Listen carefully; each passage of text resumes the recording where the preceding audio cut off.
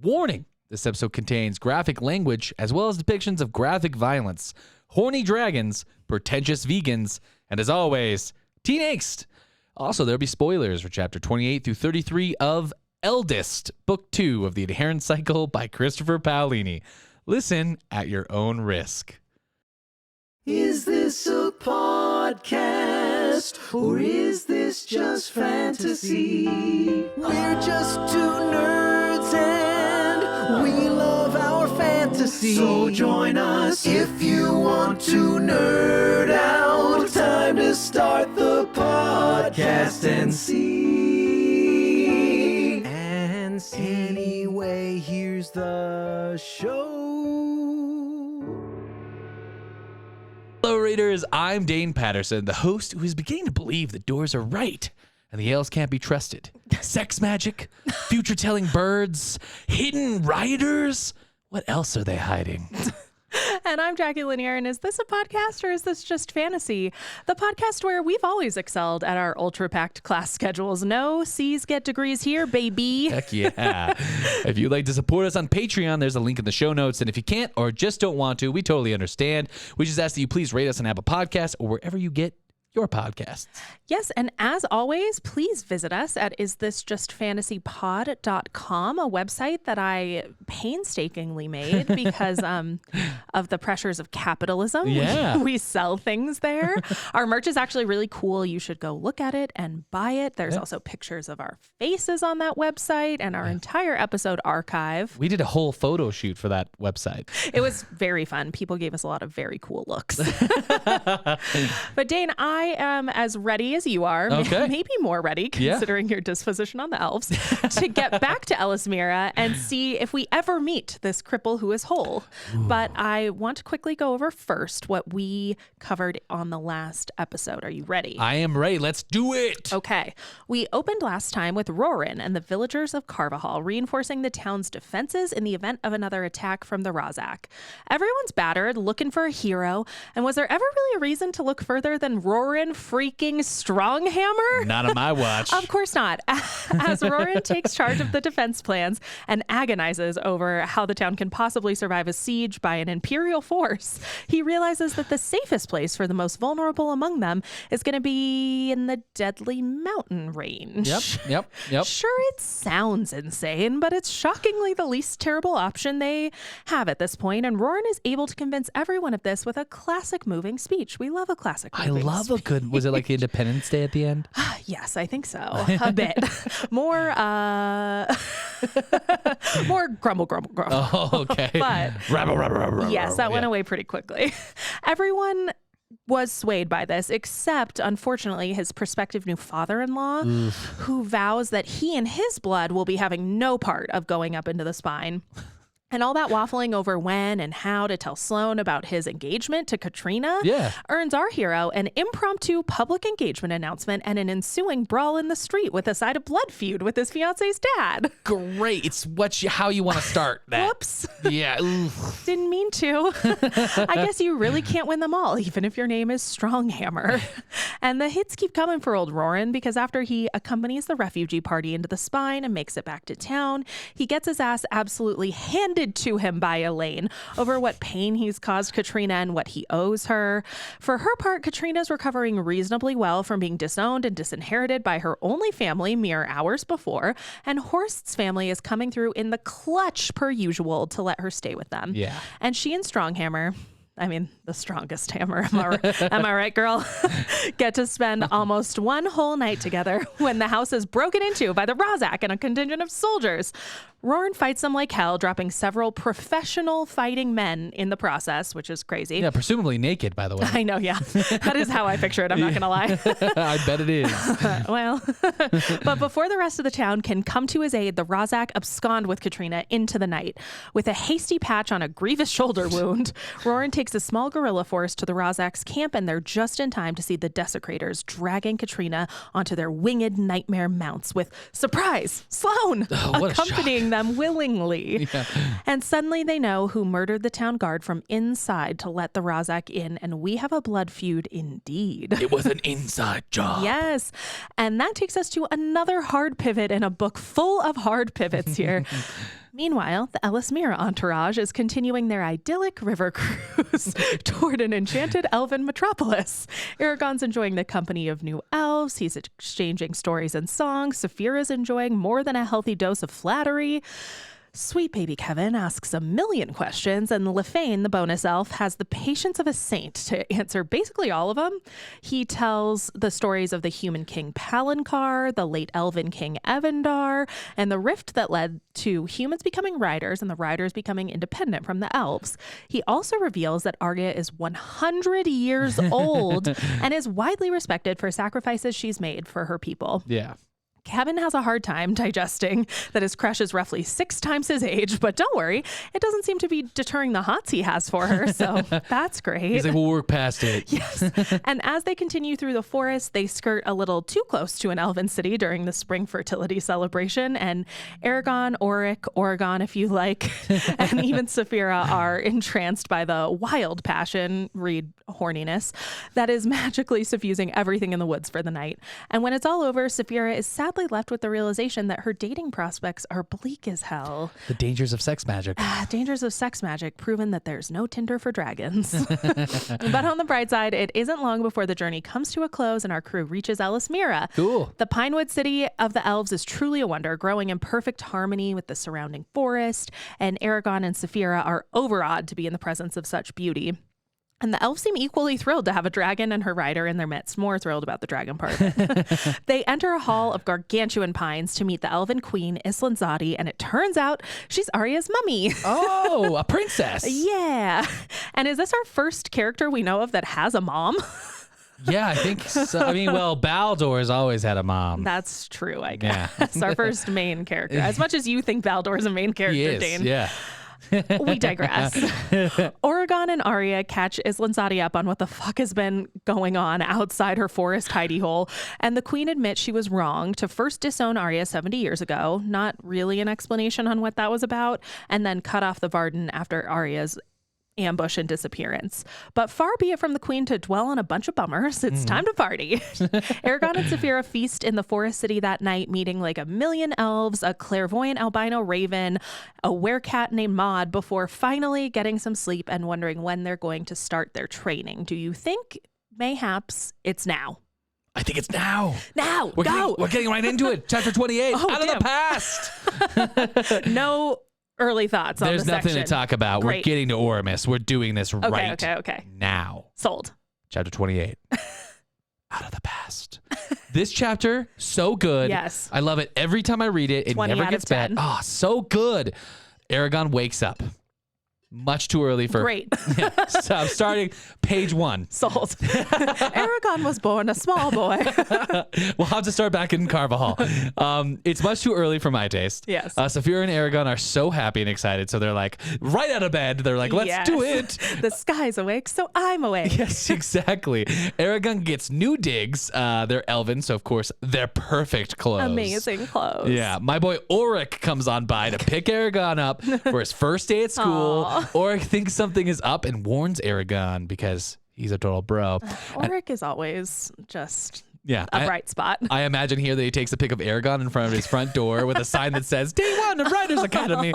Yeah, they meet the Queen and Arya, and there is something up. Oric was right. Secrets afoot. Finally, after taking them to a pretty far, like, out of the way spot, the Queen asked them to promise in the ancient language. Interesting. Remember, that's binding, and they can't break that. Yes. That they will not speak of what they see. And I love Oric here because his response is like, "Why should I gag myself?" or something. It's something similar to that.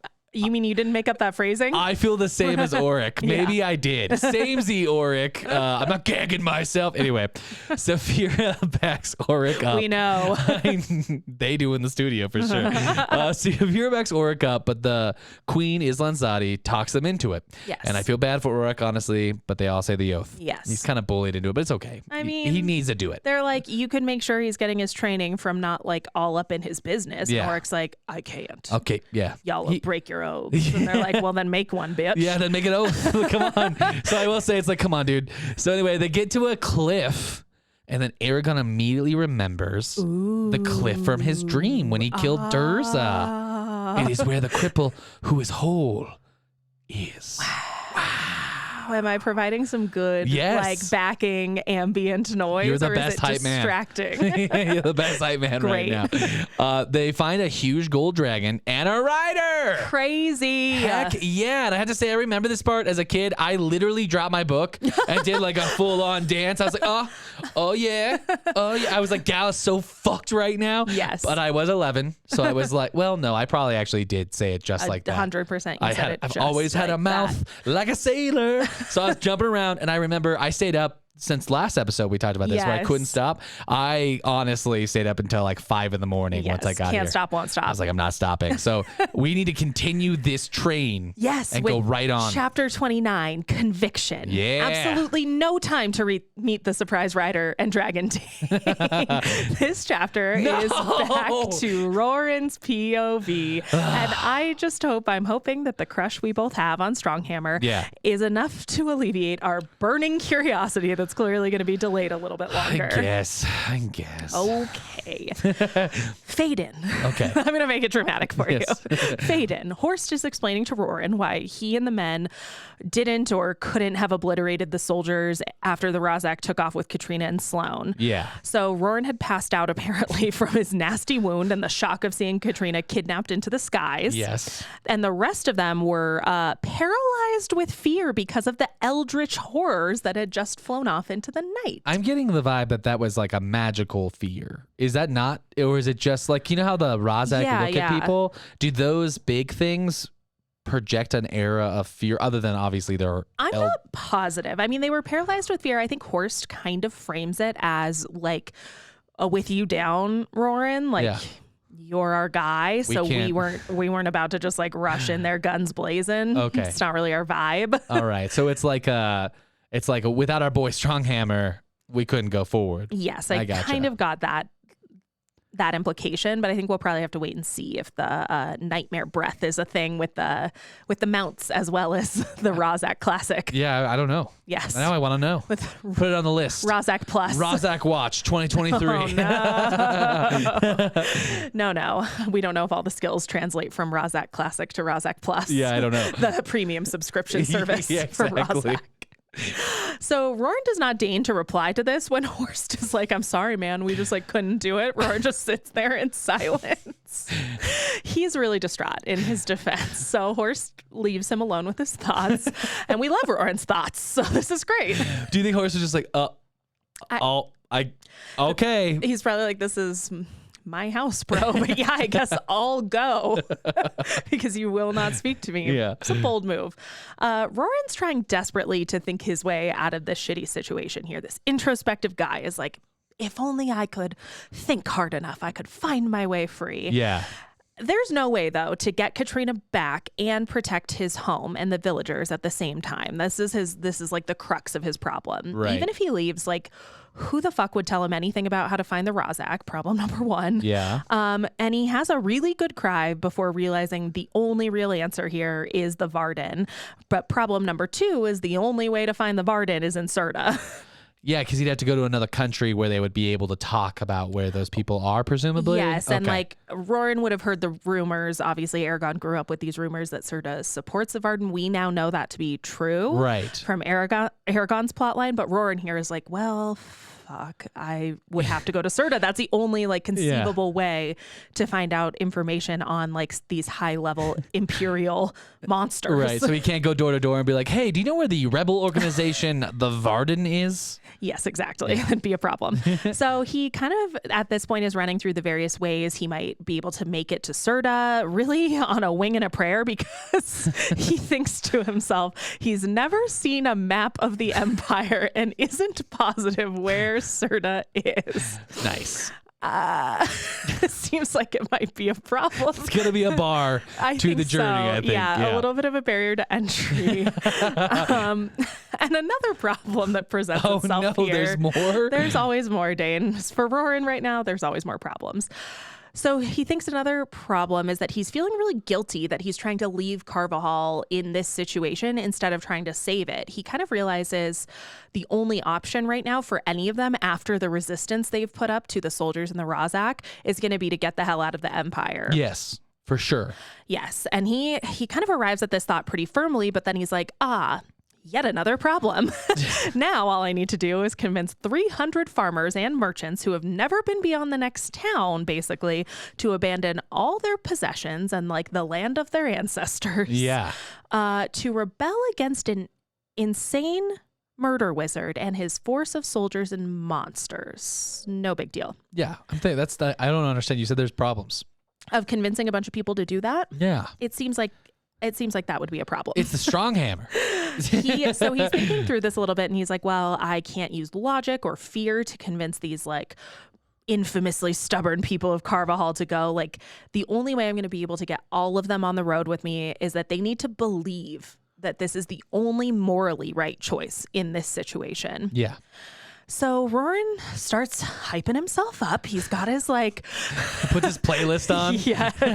Either his pump up playlist or his like mantras podcast. Speech of like Rocky Balboa talking to his son. Yes. So he motivates himself by equating essentially saving the village with saving Katrina. He's like, I could do this. The only way I'm going to get my girl is if I also get all 300 of these people out of here and to safety and provided for and and he kind of is like going on in his head about like how he's going to do this and like how it really, like I said in the beginning, it's the only way to both get the girl that he loves and his home. He realizes if he leaves Carvajal to get Katrina alone, like there's no way they could ever come back essentially. And if everybody dies in the process, what would they be coming back to? Yeah. You know, so it does make sense here. Yeah, totally. This makes perfect sense. Yes. So he goes about gathering the people of Carvajal. He's hilarious here. He's probably like very grizzled, very bloody. He's only slept one night since that insane, like disfiguring shoulder bite. And he's just staggering around town in pain, just looking at people and saying, or it's described as growling, I think, come. He's pulling an aria. He's pulling an aria, dude. He's unhinged here, and it's working. So after one lap of the village, truly just walking around, making eye contact, yelling, come. And continuing one circuit, he just stands in the middle, banging a torch on the ground and yelling, come. It's kind of cool. And I'll be damned, Dane, they come. Okay, but honestly, if there was a grizzled veteran like the paddles you've had in your village who had killed people with a giant hammer and then was walking around yelling "come," wouldn't you come? Wouldn't you be like, all right, I guess. Like, what's the deal? Yeah. Yeah, I think if most people started coming, I'm just a follower, let's be honest. If most people started going, I'd be like, well, I can't miss. Yeah. What am I just going to hear about it later? I'm getting opportunity right now. Yes, I'm dude. coming. Yeah, I'm definitely going. So like any good speech, Roran kicks his off with a little light bloodshed. Don't worry, it's his own. Oh, nice. And he lays out his case with just like a light hint of insanity. Just a sprinkle. Yeah, like a LaCroix level hint of derangement. It's like the essence of insanity. Yes, exactly. He takes a quick pause for questions. He realizes that they want him to keep going and like loses track of time in like the ensuing monologue. He's really just like giving it all out there. And he is, for the most part, following his plan about like, you know, we've been attacked without due. We've had our people murdered and the Empire will never let up. The only thing we can do is try to resist this like psychotic force that would do this to its citizens, essentially. Right. He wraps up by saying he's leaving in 2 days and the people best hop on the train or die. Whoa. Is truly like almost word for word his closing line here. Bridget is the first to step up and say she and her children will go to avenge Quimby, the first little niblet that fell to the Rossback. And a handful of villagers follow suit before Horse disbands this impromptu one-man show for the night.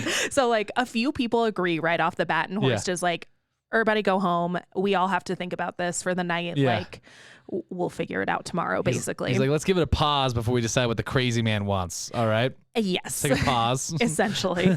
So Albrecht and your boy Baldur walk home with Roran, like in awe of what he's done with his speech here. It's pretty cool. Yes, and they're assuring him it's only a question of who would stay, not who's gonna go. They're like, you did it, my guy. They're coming. Yes. Yeah. Roran realizes they'll be following him personally rather than accompanying him as like a collective together. But he decides he doesn't give a fuck, basically, as long as it gets Katrina rescued. Like, he thinks for just 1 second about the implications of like, is it okay if I'm the leader of all these people? Like, I've never really done anything like that before. He's like, don't matter. Yep, gotta do it. Yeah, and I'm thinking like it's probably not the best time to to tell everybody about the thing with the maps, right? Like, do you think he's gonna come clean about his grasp on geography? I'm glad we all decided to go. Now, does anyone know where to go? I mean, Albrecht and Baldur are talking about how their family is obviously gonna go. Like, we know, Horst's down.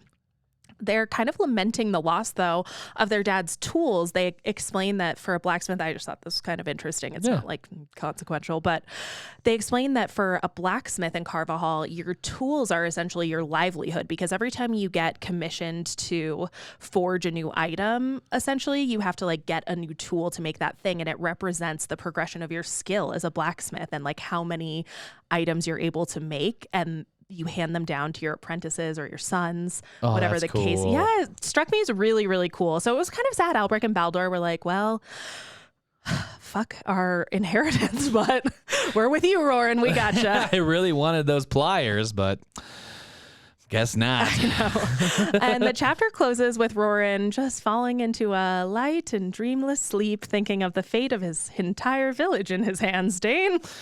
Both of these, like, brother cousins are like having like bad sleeping situations. They're having a time. That takes us to chapter 30, repercussions. We're still with Roran the night after his moving speech. Yes.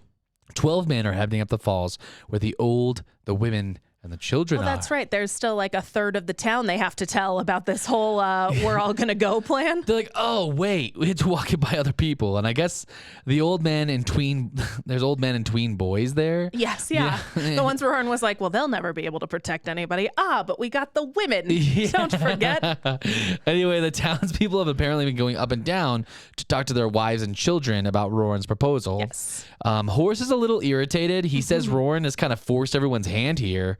And the options have become limiting, and the way Roran has framed the few options has really made the only good ones Roran's way. Almost like he intended to do that. Yeah. Roran is told that people hate him. Yeah. But that others also adore him. And Roran is a good speech maker. So like that's a good outcome, I guess, for him. Yeah. I think so. So Horst has this really good line that essentially goes, it took me 7 years to make my big house and business. And I did it all for my family. And I'm going to throw it all away because of what you said in that speech. Yeah. So go Roran. He really needed to do this, and so he did it.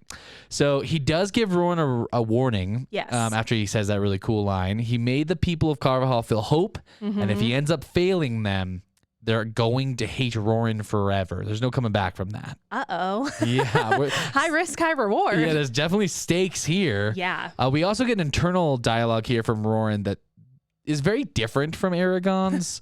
Roran thinks about guilt and ultimately decides he isn't going to give in to those feelings because it's the basically only option, and there's literally nothing to gain from guilt or regret at this point. Yeah. It's really a pragmatic way of thinking. And he just was like, I need to focus all my efforts on making it better now. Yes. Like maybe this didn't go well. Maybe I do have a part to play in this, but I'm gonna fix it, and this is the only way I can. So yeah, I'm gonna try to be better, and it's not gonna serve anybody or help anybody for me to just be guilty and stop there. Exactly. And Aragon is often conflicted, but here we see his brother cousin is different and more steady, it seems. This is where I started to really like Roran as we're reading this. I'm like, this is a different vibe, and I'm enjoying this. Yeah, I could totally see that. Yeah, Roran's wound from the Rozek is going rotten. which is disgusting. Yeah. It's described horribly. He's going to have to work with his other arm because he can't even bring his arm up, you know? And so he's getting the sword master treatment here. Yes. In a few He's weeks. going to be a master of the blade in like no time at all. Brom should have just bit Aragon's arm off. Gross. We also get more reflecting about how the body is such a part of the self, and it's something Aragon is struggling with in this book. Yeah, kind of interesting. Yeah, how being broken or damaged not only ruins the parts of you that are damaged or broken, but also how it hurts your self-image, your confidence, your emotional stability. And it made me wonder if Paolini has suffered some malady or injury or knew someone that had, because he seems like an insight that's coming up again and again for him. And something that's, I think, being done with a little bit of nuance here, because where maybe with Aragon, we saw it more through the lens of, you know, just him being very despondent, very upset, and like in his feelings about having his back seizures and like not having control of his body the way he's used to.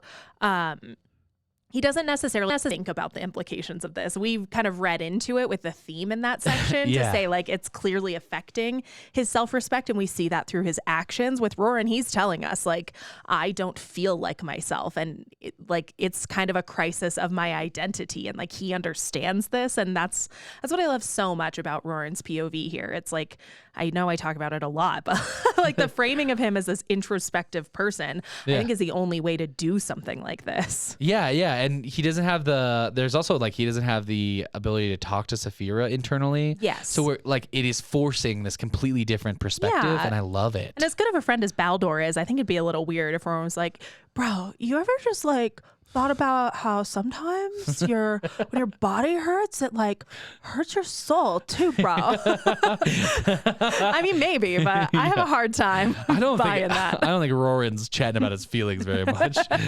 No, just about women as objects. Yeah, as you do. That's our boy. That's Roran. The village is getting ready to leave, but there's some worry about how much people can bring, and sadly, what they have to leave behind.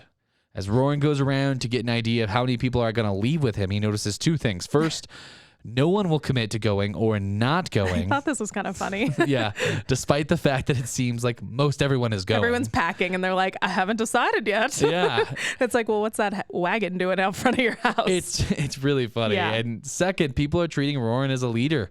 And, you know, with deference, they're like calling him Stronghammer, and kind of like, they're not bowing, but there's an element They're of a little like, afraid of him. Doesn't he say, is it in this section where he says that people aren't necessarily like making eye contact with him? And he's like, that strikes me as kind of odd. Like Roran takes a look at himself to see like, maybe if like he looks funny or something, because he's thinking the same thing, and that's why people are treating him differently. And he sees a rough man. Yeah, dude. Disheveled and crazed looking with intense and scary eyes. Yeah. His body looks banged up and his clothing looks ragged. Yeah, kind of like an image I'm very familiar with, being in this podcast studio for hours on end. I go home and look in the mirror and I'm like, wow, a crazed and ragged woman. We definitely are like, okay, we'll do what you say. With intense and scary eyes. Yeah, that's neat. He thinks that he likes the way he looks, though. Oh, see, now that's where Roran and I are different. Yes. But kind of only that way. And he says he looks how he feels. Yes, that is interesting. And he gets that his looks are helping convince people, so he's going to lean into it. He's like, this is what I do now. We love a lean-in queen. Yes. You can have it all, Roran.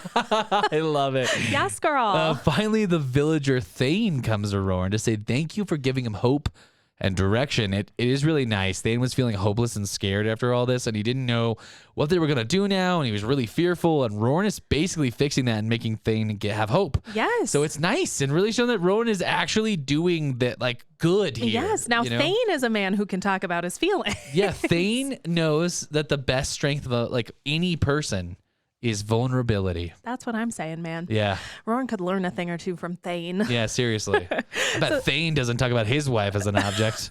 He for sure doesn't. I got excited. You were like, oh, what? No, you're right. In this book? That does take us to chapter 31, Exodus. So yes, Roran saved that man from what sounded suspiciously like constant panic attacks. So like, I kind of get why Thane is into Roran here. And after they presumably share like the Alleghasian version of a like predator handshake, I think it's kind of described like that too. Maybe it's like a forearm grasp. Forearm grasp. Roran after this enters the local tavern to gather more accolades, basically. Yeah. And instead of doing that, he gets a rude awakening. Oh, no. Morn and Tara, who own the tavern, remember Urkel Horns on the Walls, those people, they're pissed. Roran goes in and they're just like, you motherfucker. They do. They like point and just like yell at him as soon as he walks in. And they're mad because they don't want to have to leave their life's work behind. They make the good case, I think, that like, unlike the other villagers who maybe are merchants or craftspeople who could sell or make things, or farmers who'd be able to live off the land wherever they went, like Morn and Tara have built this building. They have inventory. Basically, they're like strapped. They're in an inventory position and they're holding. So like they can't. Like we're over leveraged. Yes, I have so much liquidity here. Literally, it's barrels of ale. Like they can't. And they're like, we cannot take this shit with us. I don't know how we're going to be able to go. Definitely liquid. Yes, it's kind of a problem. And Roran here, actually, I will say, he kind of has something in common with his cousin. He just leaves after they vent their very understandable frustrations to him. He's just like, and then he goes. After that one guy already shared his feelings, he tapped out. He was like, that's all I got, so I got to go. It's a bold move. So on his way back through the town, after really having a letdown at Morn's about the whole, maybe more people are going to be nice to me, he heads back through town and he runs into Bridget, who does make it clear at this point, even though she was the first one to stand up and be like, I'm going, let's roll. Yeah. She says, they're only allies until the Razak are found. After that, Roran will owe Bridget for her husband's death. Oof. Yes, and he thinks that if or when that comes to pass, his only options will be to pay her price or kill her, is a thought he has. That's brutal. It's a lot for Roran. He's really in a fit state right now, I would say. Oh my gosh. So he makes it back to Horsts, and back in their beautiful little home, the fam has decided on the 10 tools that they'll be able to bring, which is like, and it's a really small pack. Even Roran's like, that's it. It's like, yes, because of you, asshole. Yeah, because we can't cart around all the tools. Okay. Sorry. Yes. I'm angry for the horse. I know, for the horse. Angry for Baldur. You are angry for Baldur. I'm angry I for understand. the haughty Elaine. Yeah. But Horst... Albrecht. Whatever. He's just a second son. Yeah. He's just the blonde one. Yeah. Ugh. The buffer blonde one. Yeah. But the Horsts and Roran kind of realize that the village is going to have to herd their flocks along for the journey if they're going to have enough food, which I thought was interesting. They start talking about how everyone's going to get provision, and they're like, oh, hundreds of people for like months through the spine? Yeah. We're gonna have to bring the animals and herd them along, which is kind of crazy. Yeah, a different type of trail mix. That's funny. Thank you. You're welcome. So the next morning, Roran like posts up on the outskirts of the village as the families of Carvajal, like one by one, join him for the journey through the spine. It's time. The MVPs, Albrecht and Baldur, make a final sweep, drawing out the carpenter who had been like agonizing over his own tool situation. Yeah. I just imagine him like one chisel and another chisel. He's like, It's so funny. He like comes out like with all of his shit, and he and his wife are like disheveled, and the wife is like, we're so sorry. He couldn't decide on the tools. I told him we'd be late. Like it's very funny. I picture her like with the voice of Fran Drescher in The Nanny for some reason. I love this. And the last people to join are Morn and Tara, loaded down with like several casks of beer for the journey, which I love Horst here. Obviously, he's always the best, but Roran's like, they can't fucking come with that. Look at how dumb they look. And Horst is like, you have no idea what kind of morale that beer is going to up on the road, dude. We will give them food. We will doesn't drink matter. that. We will drink the beer. We will be needing that. Thank you. And it turns out that all but 3 families in the village and some dude named Ivor, they're going to stay. And everybody else is going to make the trek, which is crazy. That's crazy. Like 4 groups of people. That's a pretty good success rate. Yes. And even Ivor, he said that he's going to like have to stay to be with, I forget. It's like his dad or an older fella. That makes sense. I was going to look it up and then I forgot. I was like, it's either somebody he like has to take care of or it's an animal that can't make the journey. I couldn't tell. I think the implication is that like Roran essentially implies that they're going to die. Yes. And he's like, he totally gets it. Yeah, he's like, I can't leave this other guy. Yeah, he's like, I can't leave this other guy. And like, I'm also old. I don't really give a shit if I'm going to die. And I think Roran asks him, like, what are you going to do when the Empire comes? Yeah. And Ivor says, like, make sure they never forget the village of Carvajal. I'm like, damn, okay, guy. I'm going to give him hell. Yeah, basically. It's pretty cool. Yeah. So Horst leads like a little contingent of men to one of the new walls they've just erected. And they like slide a piece of it down to cover the 5-foot wide gap. Yeah. And Roran heads through first with a new hawthorn staff that the carpenter Fisk had made him in the night, like middle of the night, carves this like badass staff. So cool. And the chapter ends as Roran leads the village away, like through the wall and toward the promised land. Basically, it's very biblical. It's very cool, but it's not as cool as the next chapter, chapter 32, on the crags of Telnia. Yes. This is I get this chapter. Yes. It's mine. You excited, bud? I'm very excited. It's super long, but super good. Let's do it. We're back Yes. with Aragon, and we learn there's another rider and dragon. Woo, woo, woo, woo, woo. Bow, bow, bow, bow. So fucking cool. Yes. Aragon literally collapses in relief. Yeah. I totally get it, man. We all collapse in relief. Yes. Like finally, we've been lost since Brahm. Like, yes. thank God. We need a new dragon daddy. Yes. Oh no. Oh no. Not a new dad. Kevin just started a clock. It doesn't end well for the dads. The relief though in that moment, short-lived, but it feels good. Yeah. So like a few of the chapters, a few episodes ago, where I like kind of took a long chapter. I think it was the Ajahad chapter, Yes. and like kind of not did it chronologically. That's what's happening here. So if you're Okay. following along and you're like, this isn't chronological at all, it's because Sit down. Yeah. That's what I tell you if you say that. yeah, listen to Jacqui. Just kidding. No, this I think I get why you do this with the Ajahad chapter for sure. It helped to like crystallize what all the information means in context versus Yeah. being like, well, then they went here and they found out another piece of this puzzle and then they went here. I don't think anybody would listen to that. I mean, I might, but but I've also been in this room with you for so many hours. Yeah, my friend for 2 decades. Yeah. So yeah. So there are some bummers we learned, but I'll put up what we like know about Oramus and Glader in this chapter at the top. Okay. The Elven rider, who is ancient for the So elves cool.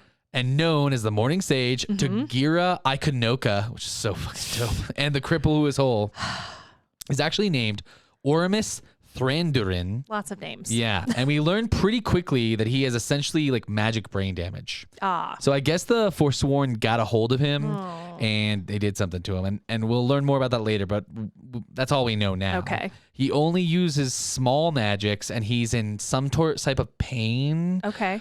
We don't really, again, learn much about that either. Okay. It isn't clear, but it's not good. Yes. He was born 800 years before the Rider War, so That's he's almost crazy. 1,000 Yeah. years old. Wild. In a place that doesn't exist anymore called Luthvira, and that was by the Silverwood Forest, which is by Serta. So if you're looking at the map, it's on the other side of the Tadastan Lake. Okay. Looking at the map, unlike Roran, you mean? Yes. So if you're like Roran and don't have a map, then just close your eyes. To the south. Yeah, it's low. And if you're looking at Serta, it's to the right. Yeah, 20 years old, he was taken to the Dragon Eggs, I guess like all the elf kids. Okay. And Glader hatched for him. Oh. So they trained, and after training, they traveled the world as rider and dragon for their leader, Vrail, who Brahm told us was the last year of the riders. And remember, he's the one that got kicked in the nuts. And beheaded. Never forget beheaded, Dane. You always leave that part out. Oh, yeah, sorry. For 100, they were like, we're riders for Vrail for 100 years before they retired, and they started teaching. Yeah, they did that in Illyria, which is now known as Urobane. Gotcha. After Galbatorix conquered it. And I want to hear more about that story so badly. Yes. The Golden Dragon, who unfairly only has one name, Glader, has lost his left leg. Oh, Poor dude. I know. I remember being like actively upset, like upset in my real life, I think, as a kid, being like, Oh. who would hurt our boy? Yeah, I know. We finally got new dads. Yeah, honestly, I kind of bet it's worse than it sounds for a dragon on dragon fighting type of thing. But we don't yet learn much more about Glader other than he's absolutely huge. And I'm really interested into getting a different dragon's personality. Yeah. We've only had Saphira, so I'm interested what his is like. That's a good point. So the forces of good now have 2 disabled riders, a disabled dragon, and a baby dragon. Oh man, the side of good is looking rough a little bit. A little bit. Okay, so after we learn some of this, right out of the gate, Queen Islan Hothead, and let me just say, maybe this is just like the women in this family, because Arya has done similar stuff, gets very mad at Oramis because he knew Eragon existed and did not tell her. And Oramis puts her in her place, and dude, finally, someone is standing up to these elves. Yeah. It's another elf, sure, but I'll take what I can get. I mean, who else is going to do it? I know. He basically said, I couldn't tell you because you were acting irrationally. You were being insane. Yeah, and if you had not been acting crazy, then you would have known without me needing to tell you. Well, doesn't he also say, I kind of like this here, he also says, like, it's your duty as the queen of the elves to scry all over the land. You should always know what was going on. Yeah. You're magic. Yeah. And she's cowed by that, basically. Oh, yeah. And I think it's because I think it's pronged. I think he's also like, if you had not cut off from the Vard, even if you hadn't been doing that, you would have known from the allies we have. Yeah. You dodo. Like, finally. All right. That felt so good. Oric is awesome here, and we learned something about the writers of old. Okay. I guess when dwarves and writers met, it was custom for the dwarves to be able to ask for a boon from the writers. That's fun. Do you think a little D&D? Yeah. Do you think like this was for everybody or just the dwarves because of their like, dragon-eating dwarfs history? That's a good question. It definitely seems from what we know like it's just for dwarves. It sounds like that. I guess Eragon hasn't really talked to any humans who have met elves, so like we wouldn't know if this applied to them as well. Yeah, and but like dragons don't need to ask boons from elves because elves worship dragons. So right, that's kind bros. of a boon in itself. So Oric asks a question as his boon. He takes his boon. It's pretty dope. Why didn't you help when we needed you is what he asks. And Oramus essentially is just like, look, I needed to teach the next rider as I'm the last dragon rider. Basically asks Oramus why he didn't fight Galbatorix. Yeah. Okay. Exactly. And it's like seems like they've needed help a few times. Which time is Oric talking about? I honestly think he means like everything. Okay. Yeah. And he goes like, I couldn't take on Gal alone after I got injured. Yes. So secrecy was the only way. He apologizes. And clearly Oric is mean here. He calls Ormus a coward. It's crazy. And I would point out here that this is just as annoying to me as the Arya stuff here, but right away, the queen, I gotta mention this. As much as I'm annoyed by Oric, the queen responds that she would kill him if he wasn't a guest. It's a bit much. Dude, it's a bit much. This chick is a little unhinged. I don't know. We get a lot of people threatening death right up front in this story. I don't know. Roran's like, I don't know. Someday I'm gonna have to kill Bridget,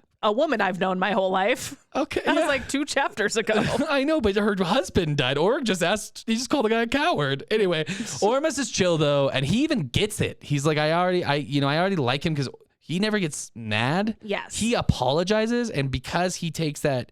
I think we're seeing an insight about Oramus. Yeah.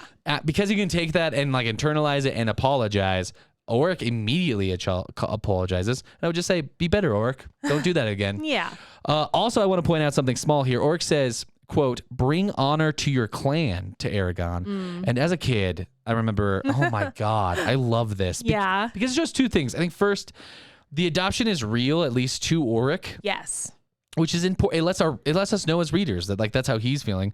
And second is that Oric now really sees Eragon as a clan member. Yeah. And I don't know. Oric's a total bro. It doesn't redeem him from being a jerk here, but I do think we do get some insight on them, which is, I think, nice. Yeah. They start their teacher and pupil relationship, Ormus and Eragon, and I'm not going to talk about that in order for the most part, as it's also honestly just bits and pieces, and it's huge. Yes. It is a lot to cover. Ormus lives in a hut on the crags of Telmir. He's basically a hermit who sits on the cliff and thinks. I love that. Not gonna lie. Ormus tests Eragon's patience by waiting him out. They kind of just stand there for like what I'm assuming is hours. That's what is implied. Yes. And he then like reads, and Eragon passes that, by the way. Eragon sits with patience. And Yeah. like, just like, okay. I'm surprised, to be honest. Me I did too. not think he'd make it. Well, what's going on is in his head, all that's happening is Kevin. He's not really thinking about much. It's weird that he would sing that song to our producer. Sorry, Kevin. He then reads his hands to learn more about Eragon, and he sees that he's a reckless hunter, and he has bean farmer hands. There's an interview process at this point. Oramus, like any good professor, explains his teaching philosophy and goes over his, pedagogy, and is going to think of a customized curriculum for Eragon and Saphira. I mean, they need that. I know. It's so cool. But he needs to know more about them. So essentially right out the gate, though, we know Oramus is not going to be like Braum. So sword fighting and magic death spells are not the bulk of what Oramus seems to be offering. Boo. I would say, as a kid, I legitimately was like, what are we going to be learning then? Oh, just wait. Yeah, I was like, what is this book about? Rather, he explains he's a teacher of how and when to apply deadly force. And he will teach Eragon and Saphira to learn more about themselves, who they are, and what they need to become. The real lesson is who you are inside. Exactly. He basically is going to help them to understand like the principles that guide them. Yeah. Which is nice. That is nice. Oramus then gives a physical test, the Allegasian fitness test. The presidential fitness test of Allegasia. Exactly. Great. Eragon and Saphira are both like forced to show their flexibility through yoga. And Eragon does all right. And Oramus asks if he's ambidextrous, which is a compliment, I guess. It's like he can tell that Eragon is a blade master in both hands. Yes. So fancy. Saphira, of course, gets top marks. It seems, and it's mentioned here, that she might be like a physical prodigy of flight. Yes, I thought this was really cool because before this, it was impossible for us to know what her skill level was compared to what. Yeah, and we get an insight, by the way, later on in the series about why. So let's remember to point that out because there's actually a reason for that, which is really cool. Oramus then spends 5 hours learning everything that Eragon and Saphira know. And we learn that Eragon doesn't even know the basics of the histories of Allegasia. Yeah. And Oramus is like, could have guessed that. I mean, his cousin's never seen a map, Dane. It seems unlikely these boys would have been in a good history class at any point here. I also like that everything they know can be summed up in 5 hours. That's a little sus. Yeah, everything Braum taught him for like 6 months could be summed up in like 5 hours. Womp. I know. It just wasn't enough time. Oramus seems to have a spasm or attack at some point. It seems to wear him out, but doesn't seem painful like Eragon's. Or maybe like right now we just don't, he's not telling him if it is painful. I don't know if we can make that. It doesn't seem that way, but I don't know if we can make that judgment. Okay. He explains that he's so ill it has taken hundreds and hundreds of little spells stacked atop each other over many, many years to make the magic strong enough to keep him alive long enough for him to teach Eragon and Saphira. That's crazy. Yeah. It was one of those things I remember reading and I was like, holy shit, that is very cool. I did not realize we could do this with this magic. Yeah, I loved that. It's so cool. So I think he's really getting home here that he is very, very, very sick. Yeah. And this was really interesting to me because we're getting more insights on how the magic system can be used because essentially he goes into greater detail, but it just sounds like he cheated the system with all these. Yes. I love it. Like a bunch of little wards that kind of stacked together make him a whole person as much as he can be. Yes, it's really cool. Very cool. During all of this, he did well. Before I get into Saphira, the last thing he says is Eragon's going to be training faster and harder than any rider before him. That makes sense. Yeah, I think it seems kind of like a necessity. And it also seems like this has been the case the whole time. Eragon's like, I got this. Yeah. Well, tell me what else is new. Did any of your pupils kill a shade, bro? I was about to do it in the Eragon voice, but he's like, obviously not. There's only been 3 of us that have killed shades. So I think I'm doing pretty good. Yeah. I don't know why that's Eragon's voice now. Only when he's a douchebag. Yeah. Saphira. Anyway, sorry. So Saphira this whole time, by the way, is just flirting with Glader. So funny. Which makes sense. And I've always pictured Jacqui like a cat, like prancing around and like rubbing, when they rub your legs and stuff. For whatever reason, that's not how this is described, but it's how I picture it. It is funny. I really, really get big Eragon vibes here. It's like, an ancient being who has no business being into you, and you're just going to like prostrate yourself in front of it to gain its approval. What? Come on. Y'all have that in common. They are similar in this way. Yes. So, they're the only 2 dragons, so it makes sense. Yeah. Make your move, Saphira. Yeah. Glader seems unimpressed. Yes. It's like, shoot yourself shot, girl, but don't be expecting much in return. Yeah, I guess fucking your teacher isn't a good idea. Weird. You heard it here first. Yeah, it's a hot take. Important note here, Aragon does try and get her to reel it in a bit, and Saphira at first ignores him, and then is surprisingly mean to him. It even shocks Aragon.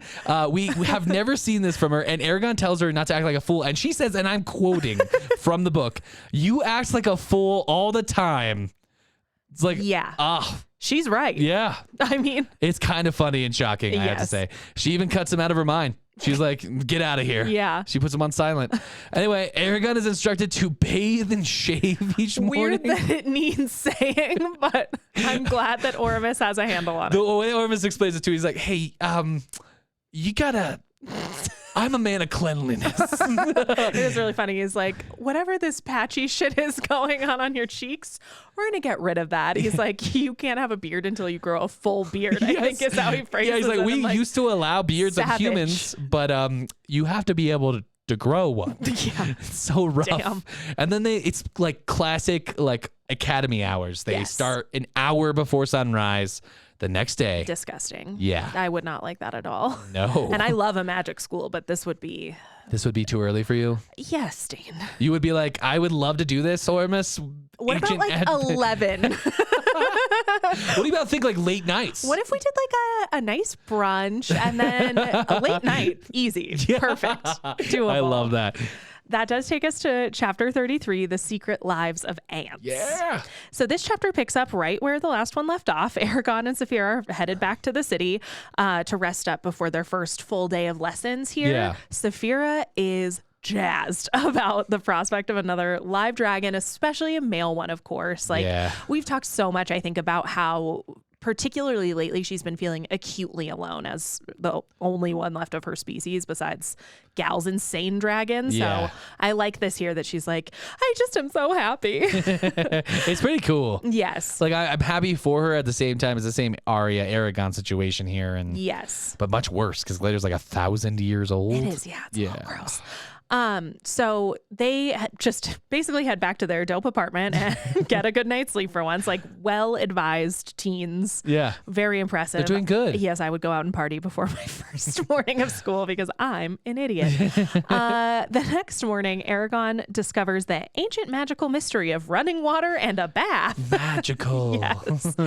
It's his first time looking in a mirror in a while here, and he's noticing how much his appearance has changed. So like you said, kind of similar to what Roran's going through. He seems to like his more elven features, which of course you do. Yeah. You are obsessed with elves. You kind of have a fetish, my guy. Yeah. But he's also angry that he has no say in his physical changes. So we do finally get a little introspection from him here about what his body means, what it means to have autonomy over it, you know? It's only taken 80 chapters, but we did get some internal... Some introspection, man. Yeah. Yes, because he's actually not talking to Saphira about this. No. I think it's just his internal monologue. And I think for him too, he's recognizing here his own human adolescence and the changes that that's bringing on, which does beg the question. He's like, I'm turning into an elf. Also, I'm really becoming a man and my body's changing.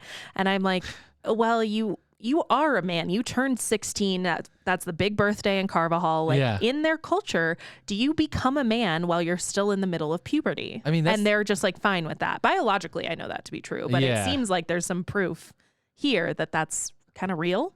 Yeah. I mean, I guess that's true here too. You turn 18, you're an adult, but you go through puberty until you're 23. So yeah, I guess if you're a man, true. and I think it's 20 if you're a woman. So I mean... Yeah. I don't know. Yeah, it sounds like that. Interesting. Yeah. So after he finally takes his bath, he gets down to shaving to please his master, and he cuts himself with the blade. We've all been there. I have not.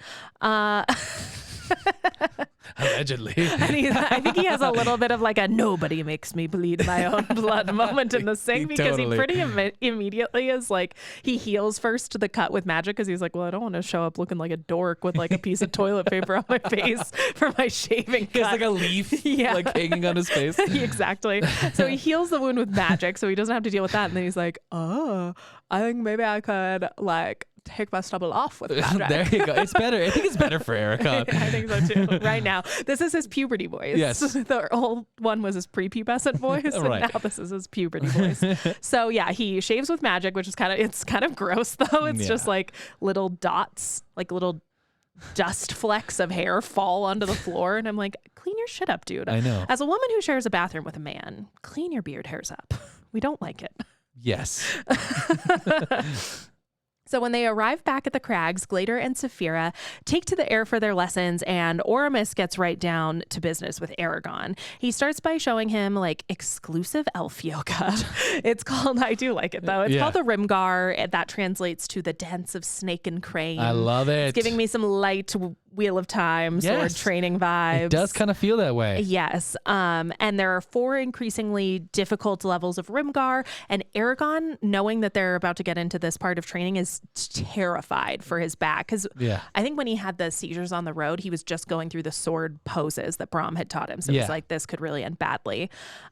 He's ecstatic, though, when he's able to work through all the poses. He sweats a little bit, but he doesn't have a seizure, which is great. I guess it's not hot yoga. I do picture Oramus as like a hot yoga mom. Here he's like, it's good for you, but it's not too taxing for your body. You need to know your limits. Definitely. It's perfect. Do you picture Oramus with a ponytail too? 100%. Right? For sure. I do think he's described that way. I think he does have. After sun salutations, they take a quick steam bath. Namaste. And head off on a hot girl walk into the depths of Dueldenvarden. Stop at a Starbucks. Yes. And so far, this is like my ideal daily routine. Yoga in the morning, steam bath, hot girl walk. I'm into it. Oramus instructs Eragon to sit on a stump and open his consciousness. Sorry, I don't mean to do a little stump time. Stump it up. And he's supposed to sit there on said stump and open his consciousness to everything, everywhere, all at once, basically. And thank God the elves don't have any bagels around. It'd be a problem. Nice one. Did it. So the assignment is, quote, listen until you can hear them all and you understand their purpose and nature. Listen, and when you hear no more, come tell me what you have learned. And I'm so glad that was never on one of my finals. I would have absolutely panicked. Oh, me too. That's not the kind of open-ended question for me. Your girl wants an answer. Yeah, she wants to know she's right. So there's some trial and error before Eragon's able to be like fully open to the galaxy of life forms that's in this clearing. It's a really cool description, actually, which I like, of the mechanism of this consciousness magic here. I really like what Christopher Paolini is able to do. Like with Eragon's mind and describing how this is all working. It's so cool. We're getting some visuals with this now, which is very cool. For sure. It's like stars in a night sky. Also Wheel of Timey. Yeah, a little bit. Yeah. I could totally see that. So when he's able to sense everything, Eragon's overwhelmed just off top by how many insects there are. He can't focus on anything else yet. He's like, holy shit, the bugs. The bugs are everywhere. Yes. He focuses in on the ants because he realizes that there's just the most of them. It's staggering, astonishing how many ants. And they all seem to know where they're going, he realizes. They have urges. They cultivate essentially aphids for their food. They're like farming the aphids. That's it's crazy. very cool how it's described. Yeah. And they take extra care of their extra large queen. Oh, cool. Yeah. And after his intense focus on the ants for like an indeterminate amount of time, a squirrel comes into the clearing and literally blows Eragon's mind. He's like, holy shit, it's the most complex thing I've ever sensed, bro. These ants were just so small, but the squirrel is so big. Isn't he connected to Saphira's consciousness? Yeah, dude. So is Saphira at the consciousness level of an ant? No. Does the squirrel puppy's like, I've never seen I think it's like when you've been in a dark room for a long time and like go out into the daylight, much like us in an hour or two when it hurts your eyes so badly. So that's kind of how he is about the squirrel. And so in the face of that, Eragon's like, well, I guess I'm an ant expert now. That must be all there was to it. And he heads back to Oramus and relays what he's learned. Oramus says that he totally missed the point of the lesson. Like, this wasn't it at all. He says he should have picked up everything every living creature was doing in that clearing while he sat there, which is bonkers. That seems totally easy for the first time. Yeah. To Oramus's credit, he doesn't seem like disappointed necessarily or like very mad. He's just like, you're gonna stump it up an hour every morning. So wait, so far we have wake up, clean ourselves. Yes. Do yoga. Yes. Clean ourselves again. Yes. Go to Starbucks. Sit on the stump. Dump time, yeah. Yeah, okay. Yes, exactly. Ormus says he needs to do this every day until he can, quote, watch one and know all. And this seems like a very useful skill to develop. Yeah, it seems cool. So they move from meditation over to writing. Aragon needs to master the ancient language much better than he knows it right now. And he needs to learn to write it in the elves. It's called their poetic script. Okay. It was very cool the way it was described. It's like symbols that kind of combine together to like create any number of phonetical sounds, basically. Oh, I thought this was like MLA formatting or something. I was like, it's APA in college. Why No, are they they're making us almost do... like, it's almost like an interesting form of like character writing, I Gotcha. think is kind of how I read it. Poor Aragon, he's like, I barely just learned to read. I can't write in English. And now I have to write the ancient language in y'all's script. Okay. Great. And Aragon, as they're like talking through the ancient language, some of its implications, he spills the tea to Ormus about the blessing he gave the child in Farthendur. Remember, bless the child, Arshit Lamb. Yes. Ormus is horrified. I was shocked this is coming up again.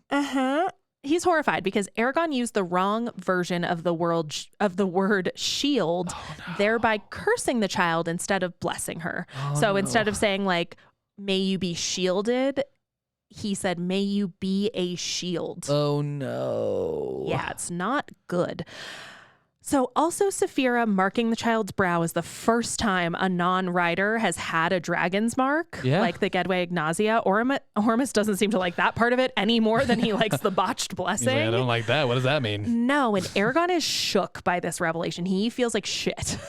Like he's like, how do you undo magic right now? How do you undo magic? How do I do it? Yes, and he's like, he's hoping if there's a way to do it. He thinks, quote from Aragon, can someone be truly good if they never have the opportunity to act badly? I made her a slave, unquote. So this is about the child. Basically, what Ormus explains is that this botched blessing is going to cause her to like likely be compelled of her own volition to like protect people from ill. Yeah. Essentially. The way that he framed the it's sentence. Like it should have been may be shielded from misfortune, right? But it's a shield from misfortune. Yeah. So anything she knows and like can sense that somebody might be in misfortune, she's going to have to fix it for them. Not good. And he's like, what is that going to do to somebody? Yeah. To have to take that role on without any kind of a choice. Also good thinking from, Aragon. He's jumping to, well, what does that do for, like, this is a good thought. Yes, I think so too. Like what that wider implication is of that magic. Yeah. I really think so. I think it's impressive to me for him to like go there. Yeah. And try to work out like if there's going to be a way to undo it. Ormus kind of explains, I think that like, it's very difficult, nearly impossible to undo something that you've done, but they can maybe try to work through it together. And like he can hopefully teach Aragon enough, but the amount of power it might take also might end up presenting a problem. So I think those are kind of the two roadblocks they go through. Well, Ajahad saved all those other kids because he was like, don't do it. Remember, he was like, stop blessing people. Yes, he's like, it's a huge problem if he could not give out any more blessings. So pour one out for Idris Elba. Dude, Idris Elba strikes again. He does no wrong. So Aragon and Saphira leave school. He's in a funk the rest of the day, just like ruminating on this child and the blessing. And Aragon actually, before they leave school, one quick aside, they're scolded at the end of the day for not melding their consciousnesses throughout their lessons. I forgot about this. Ormus and Glader, like each question the other's pupil. So Ormus questions Saphira and Glader questions Aragon about Glader's like, what are the 5 flying maneuvers? And Aragon's like, I don't know how to fly, brah. There's aphids. You ever seen ants, brah? Have you been inside a squirrel's brain, brah? And so they get scolded. They're like, from now on, they should both be able to pass like a pop quiz on each other's lessons at any given time. That's wild. I know, kind of crazy. And the chapter ends, and we end this episode section with Oramus giving Aragon a magic alarm clock so he has no excuse to not be on time ever. And I'm like, another curse. And he dismisses them until the next day's lesson. And that's where we leave off. We'll have to leave things there for this episode. So hopefully nothing bad happens to that child in the interim. I can't see anything bad happening to her. No. I think she'll be fine. Yeah, but right now I want to get into our analysis for this episode section. Are you ready? I am ready. Let's do it. It's time for analysis. So this is another section where I feel like both of our plot lines connect back to the same theme. Kind of Roran's storyline and Aragon's storyline are drawing some parallels, which I always love. I'm getting a strong sense that Christopher Paolini was trying to explore the idea here of having strength in numbers. Okay. So to open this section, we have the huge revelation, obviously, that Aragon and Saphira aren't in fact alone in this world as Rider and Dragon. A shock. And it really would be hard to understate what this means for them and for this world as a whole. And I think Christopher Paolini does a ton here to reinforce this, just the way he writes the reveal alone. Yeah. The short chapter where we first catch a glimpse of Oramus and Glader is written in just like this epic, it's so cool, sweeping style of writing, mostly descriptions and tension and like raging curiosity. Well, it's like thud. Yes. Thud. It's so cool. And it's not even like Glader's walking to thud. I was like even shook by that. It's just like the draft from his wings is quaking the earth. Ugh. It's insane. So all this tension, all this build, almost like Jaws level musical interlude is kind of what I get from that thud, thud, thud. Like that to me is this build about what the fuck they're going to find out there. And then this huge revelation when we see it and we cut straight over to Roran, it kind of reads to me like a mic drop from Christopher Paolini being like, that's right, bitch. He's like, you got one more dragon? Boom. Yes, like an exclamation point, I think, to drive home how much stronger Aragon and Saphira are going to be now that they aren't alone. Like what that strength in numbers really means to them. He's like, I don't have to say anything else. Y'all saw the dragon, now to Roran, let's go. Were you surprised as a kid though? Because I was truly surprised. Shocked. Okay. Shocked. I believed. Even still, like to read it, it gives me that like, oh my, like I think my shoulders hunch up a little bit. I'm like, holy shit, it's happening. So cool. Yeah, I was really, shocked. really, really surprised. Yes. And so speaking of that smash cut over to Roran, I really love the way we move to his plot line, but the theme is staying constant. I think this undercurrent. So our opening with Roran actually slows down a little bit, I think, from that high tension. And we pretty much go into like full dual language immersion into his internal monologue. The place we're getting very comfortable. I feel like I'm almost fluent in Roran. And what is he thinking about here? Like just a quick, light cost benefit analysis of going on the road alone to retrieve his lady love versus taking his entire village with him. If there's a more clear way of saying like, where's your strength? Is it alone or in numbers? I don't know what that way would be. Roran's realizing that a serious touchstone of his identity here is his home. And on some level, that means the people of Carvajal. That means the whole village. Yeah. And since they've all trauma bonded after the Imperial attacks, it seems like they're all able to get on the same page pretty quickly about how their only source of strength at this point is if they do stay together, if they keep their numbers up, they're hoping they're going to be able to withstand anything. Well, that was one hell of a speech. Well, and I think they've kind of proven at this point that that to a certain extent is true. They have been fighting against impossible odds. And again, I think the writing reinforces this so well. We get Roran's like stirring speech, of course, but I think to me, the set pieces of the villagers like gathered in the center of town for all the important moments here, huddled together and ultimately like breaking down the walls to leave as a unit are what like seals the deal for me here as far as like reinforcing this theme. And the symbolism of Roran like receiving his sick ass staff on their way out of town, like not lost on me. Like I think I said before, the whole thing's very biblical. The chapter's called Exodus. Like we get it. But clearly we know the safety and strength of a flock is in its numbers. And I don't know how you could ask for a better shepherd than a dude named Stronghammer. It's so cool. Yeah, I like this a lot. And when we flash back to Aragon starting his training, I love that one of the very first points Oramus wants to drive home is stump time. Yeah.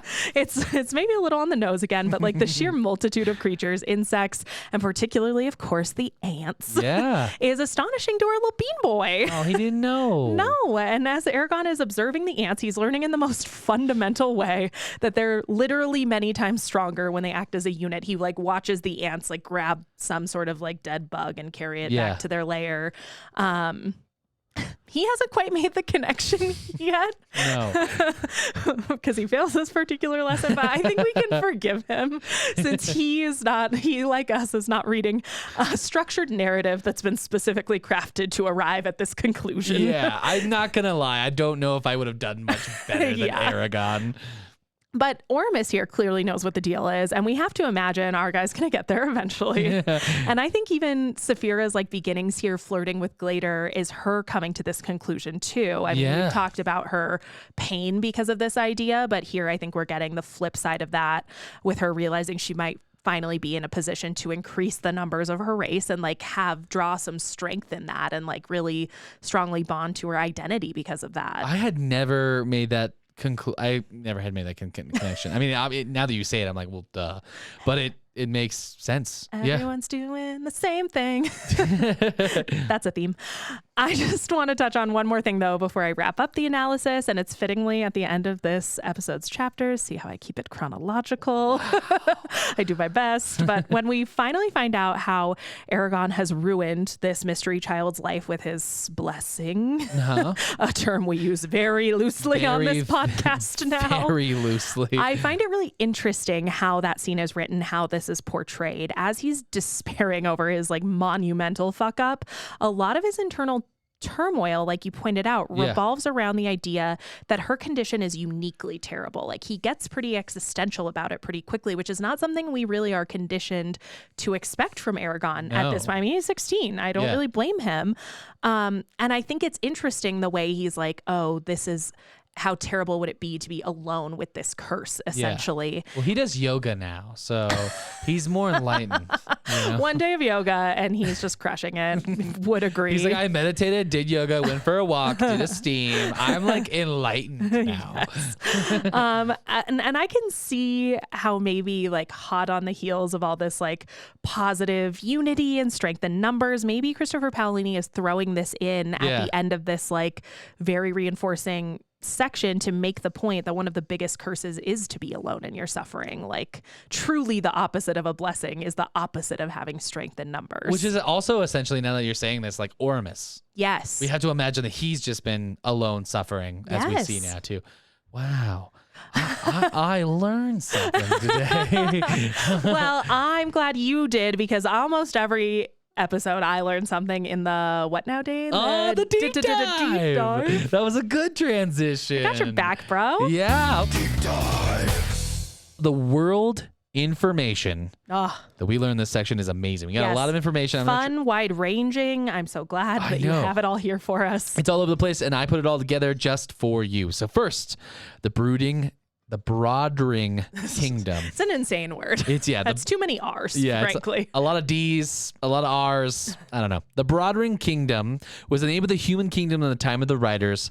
Galbatorix, in his war with the Riders, took over that kingdom. Okay, so it was kind of Alagasia, or the Empire, essentially was an existing entity. Yes, he killed its rider and expanded its borders to the east and the south. So he is a dirty colonizer. He's not entirely resisted the urge of expansionist colonialism. Yep. So he's done genocide and colonialism. Yay. Yeah. And the Empire is technically the same as the Broodring Kingdom. Yes. This is common knowledge to the races of the dwarves and the elves, but it is implied here that only the Surdans and the Varden people would really be aware of this history outside of the long-lived races, because Galbatorix doesn't want anybody to know. Yeah, that makes sense. It's kind of like Brahm's story about the fall. Yes. If you talk about this shit, you get disappeared. Yeah, Galbatorix is rewriting history is the implication, I think. Wild. Like any good fascist. Yes. Next, Brahm. We learn more about Brahm. Yes. Brahm Watch 2023. Sad Brahm Watch. I know. Brahm was born in the city of Coasta, which is, if you look at the map, it is isolated due to the Spine Mountains. It's on there. Okay. Because of its isolation, it's a bit different from the rest of the areas around it, and its people have a collection of odd superstitions and beliefs because of that. When Brom first started his apprenticeship to Oramus, he believed in these superstitions and would adhere to them, such as knocking on doors 3 times before he entered like a room. But later he We stopped. love a girly with ticks. Yeah, exactly. He for sure has those too. But later he stopped because he would get teased by the other students. We also learned that Brom trained with Morzan under Oramus and apparently idolized Morzan. Oh. Brom thought the world of Morzan and never thought he would be as great or as talented as him. Oh. When Morzan betrayed Brom, it broke him a little, but it got worse when the Forsaken killed his dragon, Saphira. Yeah. When his dragon died, Brom focused all of his hate not like towards Galbatorix actually, but at Morzan. That was his Damn. big like thing. That was his big beef? Yeah, he started the Varden and assassinated, get this, or killed 3 of the Forsworn by himself. Oh. And was responsible for the death of 5 others. That's crazy. Of the 13, Brom was responsible or killed 8 of them. That's crazy. Brom, we already knew Brom was a badass, but this is wild. Wild, dude. Meaning, dude, it's like more than half of the Forsworn. Anyway, what a badass.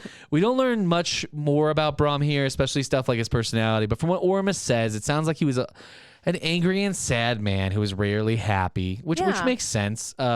He was a man born in the changing of ages, so to speak, and those generations, I think, have it worse because they see what life was like before and how it could be again, but you kind of live in that weird space of like, it's not going to happen to me, you know? I could totally see that. So it must have been tough for old Brom. Yeah. We also learned a little bit about Morzan in this. Ooh. We don't Like Brom backstory, but evil. but evil, yes. For as much as we've heard about this guy, we don't really know much about him.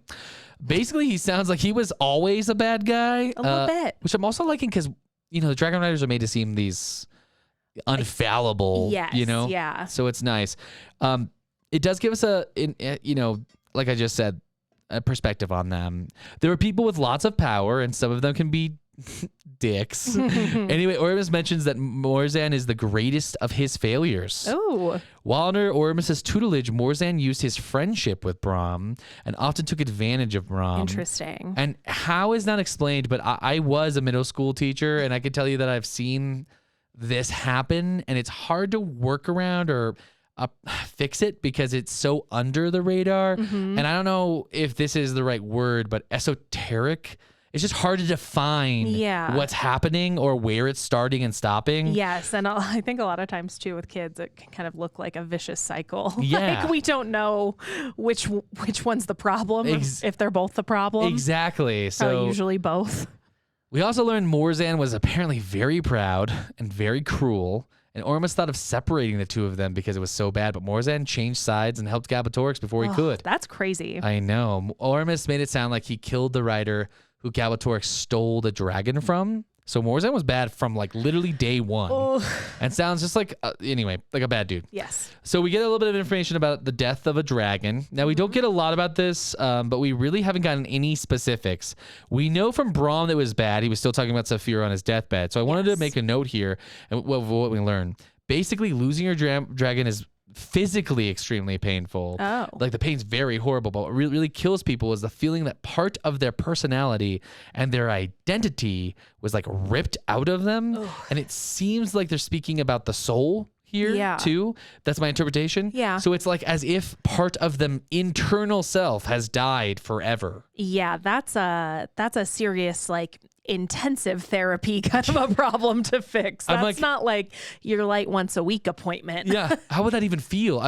That's why they say madness and death is like pretty much always the outcome here. That makes sense. And then we go a little bit more about the fall of the riders. We get a whole glimpse into the like how it happens, and this sounds wild when put together. So we got a bunch of different things. The Doors were in retreat, and their race was like in mass starting to run for the mountains and leave all of their holdings across Alagasia and just the entire empire. The elves' king was killed, and so that immediately like set them off to run into the forest of Dueldenvarn. Remember, their capital was actually Illyria, which is Urobane. Oh, right. Yeah, so at the same time, there was a group of humans that rebelled against Galbatorix, and they fought a war during the same time as he was growing his empire, and that's how Serda is created. Damn. And it sounds like confusion and like the breaking of the world. It sounds like no one knew what was going on. Yeah. During this chaos, Brahm used it to his advantage, and he collected exiles and prisoners and important humans. And that's how he made the Varden. That's crazy. He just like jailbroke people out and was like, "You're gonna be the person who does this." Yes. He was the leader. A little bit Randall Flagg in the Stand, but for the good guys. For the good guys. He was the leader of several years until he gave it over to another. Okay. And it sounds like the fall, I don't know. It sounds like the fall was nuts. I love this part. I guess Christopher Paolini has mentioned wanting to write about this time period from Brahm's perspective. Oh, give us the book. All the way through to where they get the egg and get that to the Varden. So it would be like, give us the book, Chris. Right? It would be so good. That's cool. I want to read it. So bad. Which leads to a very quick hater proof because tonight. What? Right now, today. Are you listening? Haters, guess what? Certified hater proof. It's happening? What don't you like, people? Hey, haters, come here. I don't want to yell at you. I'm sorry. I got mad. I'm so sorry. You were mad. You're just excited. I'm just excited. You're right. I wasn't mad at you. Look, you get lots of Brahm's backstory. You get history lessons. We get a lot of information about the new POV Roran. We even see the whole Elven lands and their people, crazy as they are. Are you not entertained? Will nothing please you? You learn about ants too. We got science up in this bitch. This book has it all. I don't care what the haters say. They're wrong. There's no dragon for me. This part's cool. If you don't like it, go away. Get out of here. This is fucking dope. Certified hater proof. Yeah. Goddamn right, Kevin. Kevin on the ones and twos. Yes. We love a certified hater proof segment. What is that, the second time in podcast history? Yeah, it's the second time in, oh my gosh, like 16 episodes. Ah. It's not a lot of them, but this one is. Okay, without a what are the haters saying section, I have a couple more listener questions that I wanted to float by you. Oh no, I didn't know this. Okay. I'll be quick. So listener Lexi in Washington. What is up, Lexi? Hey, Thank Lexi. you so much for writing in. She asks, why was the movie Aragon so god awful bad? What are you talking about? The movie, the adaptation of the first novel in the Inheritance cycle. Oh, there hasn't been an adaptation of released Aragon. in 2003. I don't know. That's starring American treasure Jeremy Irons. Jeremy Irons would be a great casting for Brahm, I think. But, interesting. But they've never made that happen. Oh, okay. Yeah. Oh, listener Lexi, I regret to inform you. Thank you. We really appreciate Lexi, you writing I love in. I love your question, but there just was no movie. I'm so sorry. She seems like she might be a little in the know about the Aragon. Oh, really? Okay. Yes. She asked a couple other questions about Christopher Paolini about his sci-fi books, but she also asked a question I maybe wanted to ask you. Okay. She asked, what is your fantasy trope guilty pleasure? And I would like rapid fire today. We have a little time, not a lot of time, Dave. My fantasy trope guilty pleasure is like the wandering warrior. Okay. Like the man with no home. Yeah. The man who's disconnected You would. from the world. Yeah. That's so on brand for you. What about you? Dane, are you kidding? Do you even have to ask? Magic school, bitch. I know. I was like, wait, I should know this. Your girl loves magic. Your girl loves school. Your girl loves grades. Your girl loves training montage. It's all wrapped in there, all in one. Yeah, you get a bit of all of it. Magic school. Okay. Dyed in the wool. Harry Potter. Basic bitch. Never forget. Okay, that's fair. Magic school. That's fair. Yes. I like magic school. Any final thoughts on this section of Aragon meeting Glader and Oramus? Okay, so this is the height of these books for me, really. They go to other heights and other sections. I was like, oh. No. Dane, there's a lot more podcasts. No, in a good way. In a good way. Not in like it gets worse or it never like is good again. It's just for me, there's it captures that moment when I was like, oh my God, there's another writer. Like the nostalgia of true deep shock. I was deeply shooketh from this. I like that. I remember it crystal clear. Yes. So for me, this is just a peak from nostalgia's sake. I will say I also like we're getting a lot more nuance from Aragon slowly. Yes. We're getting a lot more at the same time of Saphira slowly. We've been talking about this from the two perspectives, but also the information we're getting from Ormus. Now I'm like, well, we have a guy who was there. Yes. So like we know we're getting more information now. And even just from what we were told about magic, we know about magic more. We finally know what's going on with elves more. We're back in magic school, my favorite trope. I know. So what about you?